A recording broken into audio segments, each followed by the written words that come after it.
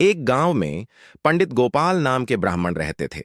उनके घर उसी दिन दो खुशियों का आगमन हुआ।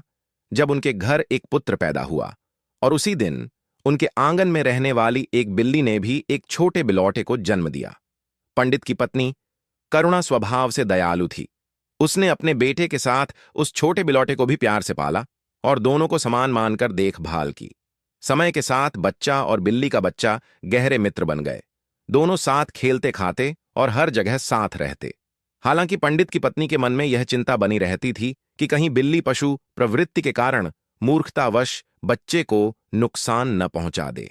एक दिन पंडित की पत्नी ने अपने पुत्र को घर के आंगन में पालने में सुलाया और पास के कुएं से पानी भरने के लिए गई।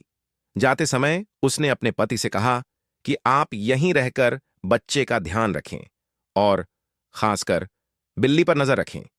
लेकिन पंडित गोपाल ने सोचा कि बच्चा और बिल्ली इतने अच्छे दोस्त हैं कि बिल्ली कभी बच्चे को नुकसान नहीं पहुंचा सकती। यह सोचकर वह भी बाहर किसी काम से निकल गए। तभी अचानक घर के एक कोने से एक बड़ा जहरीला सांप निकल आया। वह बच्चे की ओर तेजी से बढ़ा, पर तभी बिल्ली ने अपनी तेज नाखूनों और दांतों से सांप पर हमला कर दिया। दोनों में भीषण संघर्ष हुआ और अंत में बिल्ली ने सांप को मार डाला।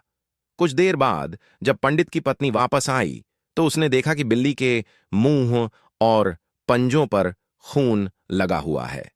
उसे लगा कि बिल्ली ने उसके बच्चे को नुकसान पहुंचाया होगा। क्रोध में उसने घड़े से बिल्ली को जोर से मार दिया और बिल्ली तड़प कर गिर गई।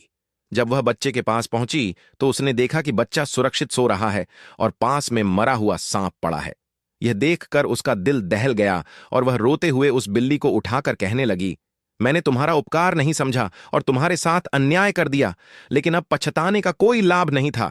इस घटना ने उसे और पूरे गांव को यह सीख दी कि बिना पूरी बात जाने किसी पर आरोप नहीं लगाना चाहिए और हर छोटे बड़े जीव के भीतर छिपे प्रेम और वफादारी को पहचानना जरूरी है।